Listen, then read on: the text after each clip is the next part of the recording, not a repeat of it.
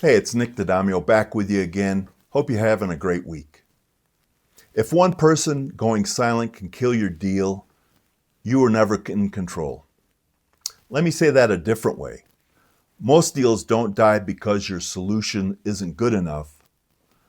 They die because you built the entire deal on one relationship and called it progress. And if you've ever had a deal that felt real, you forecasted it, great meetings, good energy, and then it just stalled, that's not bad luck. That's single threading. I'm Nick daDamio, founder of Trust the Process Business Solutions.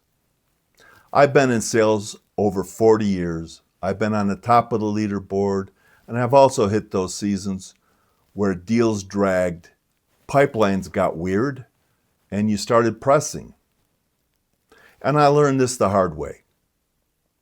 A deal can look healthy and still be one meeting away from collapsing. So today I'm going to show you how to fix it fast, without being pushy, without sounding political, and without blowing up your champion. Single threading means you have one contact, one champion, one person carrying your deal inside the account. And here's the danger. Your champion can love you and you still might lose. Why? Because they get busy. They go on vacation. They change roles. They lose influence. Procurement might step in. IT blocks it. Finance shuts it down. A new leader comes in and resets everyone's priorities. And suddenly you're sitting there like, what happened? We were moving so well. No, you're moving with one person. That's not control. That's dependency. Let me paint the picture. You have a great champion, good relationship. You have great calls. They're nodding. They're telling you, we need this. You send the follow-up, and it's quiet. So you do the classic, just checking in. They're still quiet. You try it again, more quiet. Now you're thinking, did I say something wrong? Did pricing scare them? Did my competitor get in? Well, maybe, but most of the time, you simply didn't build enough relationships to keep the deal moving forward when one lane got blocked. So here's the fix. Stop building deals. Start building decision teams, because in business-to-business sales, especially enterprise, people don't buy alone. They buy in groups, and groups require alignment. So I'm going to give you a simple structure I use and teach. It's part of my Trust the Process approach. Lead with clarity, structure, numbers, and mindset. In almost every business-to-business deal, there are 4 roles you need to identify.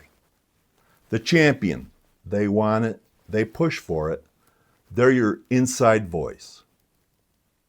The economic buyer, they fund it, they'll approve it, they care about ROI, they care about risk and timing. The technical buyer, they validate it, they look for implementation risks, security, feasibility, and integration. And the blocker, they protect the status quo. Sometimes it's procurement, sometimes it's a leader, sometimes it's a skeptical managers. Blockers don't always say no. They say, not now. They slow things down until it dies quietly. If you only have a champion, you don't have a deal. You have a conversation. Here's a rule you can apply immediately. Before you send out a proposal, you need 2, 2, and 2. 2 contacts minimum. 2 functions, business and operations or technical, and 2 levels, someone close to the work and someone close to the decision. If you don't have 2, you're guessing. And when you're guessing, you get stalled. This rule alone will save you months of chasing. Now here's what I know you're thinking. Nick, if I ask for more people, I'm going to spook my champion. Not if you do it the right way. You don't say, who's the decision maker? Because that sounds like you want to go around them. You say this instead. Hey, John, I want to make this easy for you and reduce surprises later. When teams like yours make this decision, who else weighs in? Finance, operations, IT? If we bring them in early, we can prevent delays at the end. That positions you as a professional who protects their time. Here are 3 follow-up plays that create multi-threading. Play number 1, the no surprises follow-up. Just so we don't get surprised later, who needs to feel confident before this can even move forward? Play 2, the implementation confidence follow-up. To make sure adoption is smooth, can we grab 15 minutes with the person who owns implementation? And finally, play 3, the ROI alignment follow-up. Before we finalize anything, I'd love to align on outcomes with whoever owns the budget, so we're speaking the same language. And if they hesitate, you can calmly ask them, what would make it uncomfortable to bring them in now? That question exposes the real friction without pressuring them. Deals stall for 3 main reasons. Number 1, no clear decision process. 2, no quantified impact. And 3, no decision team. Single threading is usually number 3.